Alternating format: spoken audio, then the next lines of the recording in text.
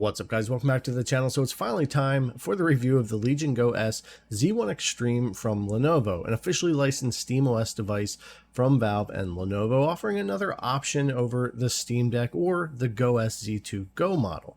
It's a pretty solid device. I've had it for about a month and a half. There's definitely some goods and bads that go along with this thing, including the price and some upcoming devices it's up against and things like that. But with that said, let's go ahead and jump into the review. A very quick look at the unboxing, but I did already cover this in a full unbox and first impressions video, which I'll link in the description if you want to check that out too.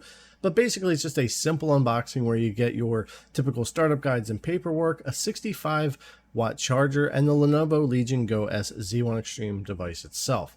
So there's nothing amazing or fancy, but everything you need to get going and get gaming. Also, no case with the Go S device either. This has been the case for both model or all four models, the white and the purple. But this is something that I really liked about the original Legion Go and Steam Deck is getting cases with the device. And I think that's something that often gets overlooked, and I would have liked to have seen it, but nonetheless, this is what we have.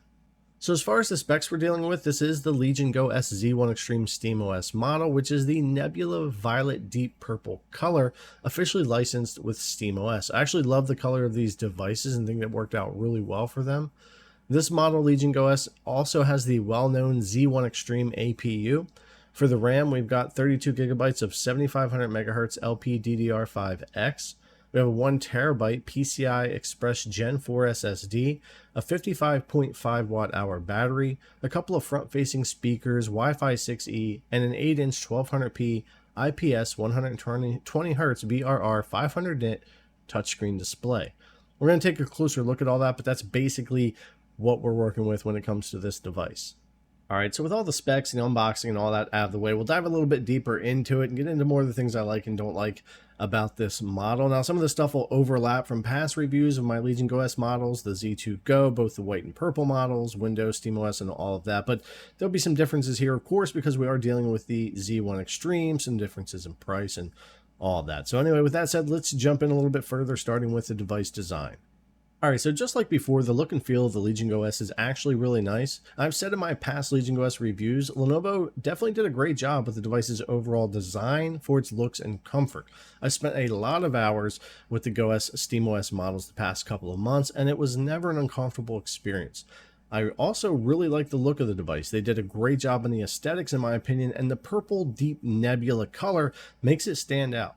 The 8-inch screen is a perfect size here as well. I've come to really like 8-inch screens on devices, and it looks really nice. It's almost as bright and colorful as my Legion Go screen, which says a lot, but not quite there. I believe it's the same IPS screen as on an MSI Claude 8, and it's also the same screen we've got on the other Go S models. We have two USB-C ports at the top, which is great as well as the micro SD card reader on the bottom, which hopefully, if there were any heat issues before, it's mitigated with this design. Definitely a great looking device that also feels great to game on, and I really haven't had any issues with the actual design choices other than some stuff with the buttons or the triggers, which we'll get into later. Speaker performance on the Legion Go S is definitely a step up from the original Legion Go speakers. Of course, being front facing also helps with volume or loudness of the speakers when gaming, but overall quality is also a bit better. Now, it's not as good as some of my other handhelds, and there's still some work that could be done to improve these things, but it is a step up from what they had before. Go ahead and take a listen.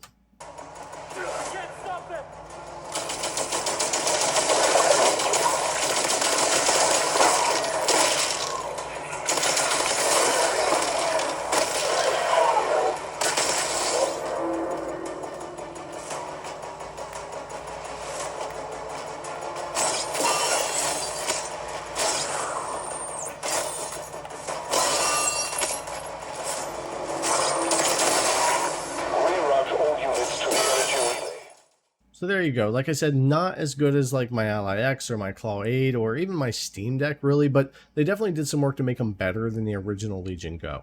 We touched on the screen when it came to the device design, and this may not be an OLED, but it's a great looking IPS panel that I think is a showcase feature of the Go S Z1 Extreme device.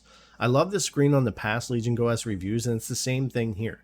1200p is a great resolution for 1610 on these devices and allows for some decent 800p gaming that way as well. VRR works well when you're able to play games at high enough FPS, and there's plenty of brightness and contrast here to make games look pretty good. The screen's definitely not a complaining point for me on the Go S, rather one of its strong points. Now we come to SteamOS itself. Now, everyone will have their own opinion on this, but SteamOS is a real strength here for this device, especially with the Z1 Extreme. It runs much better on SteamOS versus Windows, and the Z1 Extreme does great on Windows. But this OS is more snappy and, of course, very easy to use, and the game performance is better versus Windows, where we typically see, I don't know, an average of 10% or so increase in game performance on SteamOS. I also love competition, and seeing Valve bring SteamOS to more devices, both licensed and not officially licensed. I also don't think we would see what we're seeing with Xbox and Microsoft merging that Windows and Xbox experience for upcoming Windows handhelds, if not for SteamOS and it spreading to more devices. So while SteamOS does have its own limitations, it definitely has its strengths here as well. It's really going to depend on what kind of games you play and what it comes down to for game compatibility. All right, so these next few things aren't quite as positive as the initial stuff we were going over there. There's always some stuff here to complain about, and there's a few things I do want to get into when it comes to the triggers and buttons, battery life, and pricing of this thing, which I think are all kind of negatives, at least for me. And after that, we'll get into some game performance and final thoughts for the review. So while I do love the look and feel of this device and its overall quality and build, it's the triggers and shoulder buttons and even really the D-pad that I have a complaint about. And the best way I could really describe this for me was kind of toy-like, or remember those VTech toys we used to play with back in the day? It's just really the D-pad, the shoulder buttons, and a bit on the triggers. I think they could have been better quality, especially for the price we're looking at here. Joysticks and other face buttons and things seem to do fine. Your start and your Steam buttons and quick access are a little clicky and cheaper feeling, in my opinion, and I think they could have been better again for the price. But there's nothing here I would think be like a deal breaker, but it is something I want to mention because I've talked to a few different people about all these Go S devices, and it's really hit and miss about those who either absolutely hate the feel of the triggers and the shoulder buttons and all that, and those who really don't mind it or like it. So for me, not my favorite, but over time and playing with these more, I was able to get more used to it and it bothered me less, but I did want to mention it. So as I mentioned in the specs, we have a 55.5 watt hour battery in the Go S, and I'm not saying that the battery life is bad per se when we look at the landscape of handhelds, but with this larger device and having the room, I would have preferred a larger battery, maybe like 80 watt hour or similar. But with that said, I tested all the modes. Low power modes seem to run 8 to 10 watts TDP with a power draw around 15 to 18 watts, giving us 3 to 4 hours of battery life. Balanced mode ran around 12 to 15 watts TDP with a power draw of 23 to 25 watts, giving us a battery life of a little over 2 hours to 2.5 hours, depending on the game and all of that. Performance mode ran 20 to 25 watts TDP with a power draw of around 33 to 38 watts and battery life about an hour and a half. Using custom to maxed out TDP, so 33 watts here, we see a power draw of around 45 to 48 and just over an hour of battery. I would say for a Z1 Extreme running on SteamOS, this is pretty good. I just really would have preferred a larger battery so that performance mode would have maybe got more like that 2-hour range, like something like the Claw 8 or the Ally X, something that had a little bit more battery power to give you maybe full power at 2 hours. But besides that, this is pretty much what you're looking at when it comes to your battery life. All this stuff can vary a little bit depending on what you're doing, the game, and all that. So here's a point of contention for me with this device, and that's the price. Now, the original price was $749 USD when I pre-ordered mine, but it then went up to its current price of $830 USD. Now, in 2025, all handhelds that have released are just more expensive versus what we got the past few years, even with Z1 Extremes. At $830, the Go S Z1 Extreme feels a bit high, even with the 1 terabyte of storage and 32 gigabytes of RAM, when compared to the Ally X or MSI Claw 8.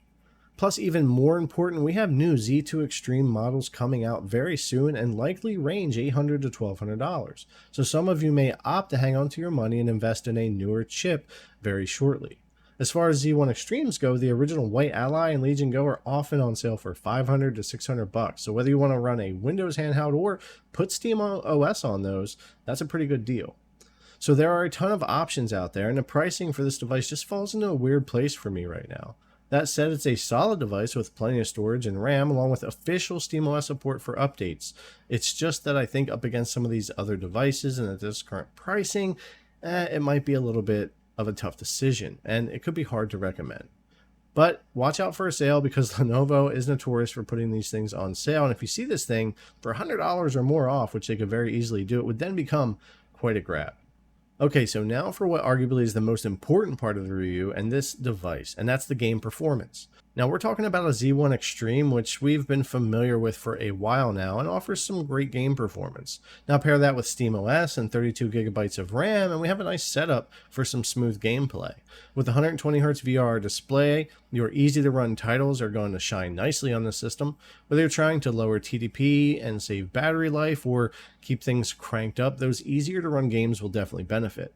But with the 32 gigabytes of RAM and the Z1 Extreme running on SteamOS, we can also do a decent job running more demanding titles.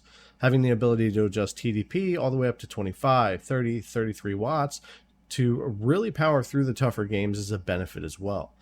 From my experience, the Z1 Extreme on SteamOS often results in about 10% gains on performance on average over Windows 11.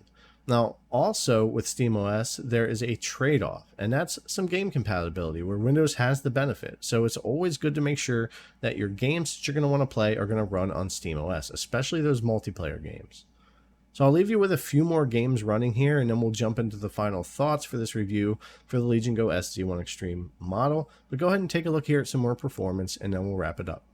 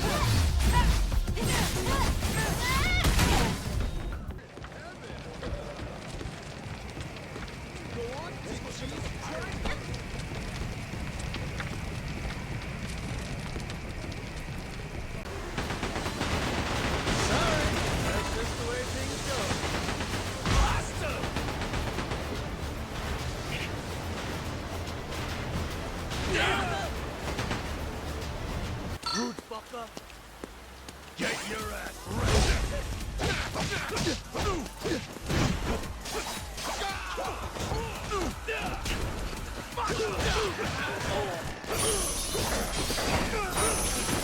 Tempting for show.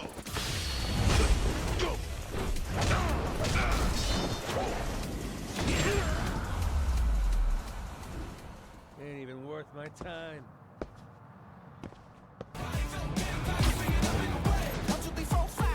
Principal Evans already hates me for being late this morning. Bro, I told you to be on time. fine. We'll be back before we know it. Good, because I have my college application review with the school counselor. Oh, you finished your essay? Haven't started. Gotta move. There you are. Ready for the pain? Come on.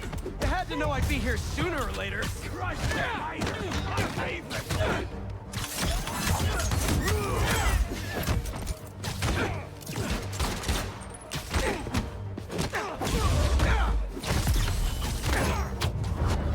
He's ours!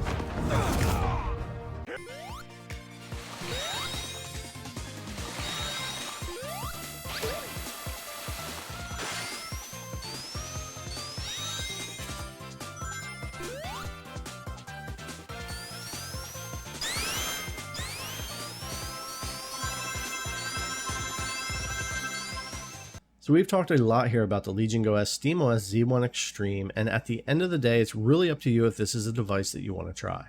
I've offered as much fact and personal opinion as I can to help you out, and as a short recap, I still love how the device feels to hold and to game on, minus my little bit of gripes about the buttons and triggers, which may or may not be an issue for you, and I've gotten more used to them over time. Like I said before, the larger 8-inch screen is a really nice standout feature here. Pairing the Z1 Extreme with 32GB of RAM is also nice. Having SteamOS officially licensed is so far giving me a better version or better experience than what we get when we install this ourselves on other devices. There are game compatibility issues, especially with multiplayer games, to take into account, like I mentioned before, and for the price of $830 USD feels pretty steep right now, especially with new Z2 Extreme devices launching. The original price of $749 USD, or which it was when I paid for my pre-order, would be a little bit better, but it's still up there.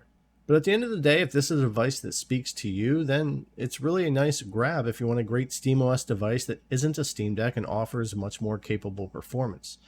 But if you want to hold out and maybe spend a few more bucks on the Z2 Extreme device, there's going to be that option too, or grab a Z1 Extreme on sale from one of the other models like an Ally or Legion Go and use Windows or SteamOS on there. With all that said, hopefully this video was helpful in you making your decision. As always, thanks a lot for coming to watch. I really appreciate it, and I'll see you guys in the next one.